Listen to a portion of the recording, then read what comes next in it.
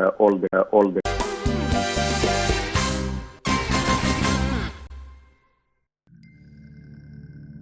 Amongst the important events recorded in Harry's papyrus is a story of the conspiracy that was plotted in the palace to eliminate King Ramesses III. It's known that, according to the multiplicity of the king's wives, sometimes each wife worked to get her son to be a successor of the throne, and later a ruler of the country. If one of the wives felt that the succession to the throne will not be the fate of her son, she would resort to conspiring on the king's life. That's what happened to King Ramesses III. One of his wives plotted his killing with the help of some foreigners in the palace and some of the high officials. We don't know from the papyrus to what extent the plot succeeded, and we don't know who is the wife in particular.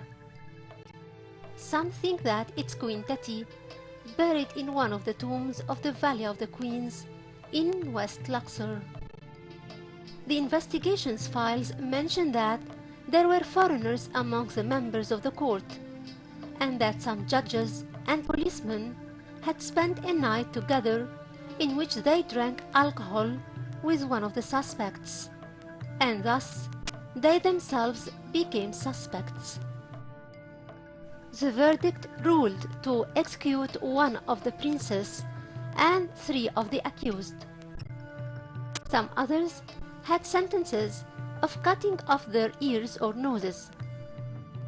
If the final days of that king had these misfortunate events of internal affairs turbulence and the sneaking of foreigners to the palace of the king and the conspiracy upon his life, but there is no doubt that King Ramesses III was one of the greatest warriors and builders of Egypt, and the last one who had succeeded in keeping the great fearful image of Egypt throughout the entire empire which is subdued to it. He has also succeeded in blocking the attacks of the sea people, which had it succeeded, Egypt would have been lost, together with the cities of the ancient Near East.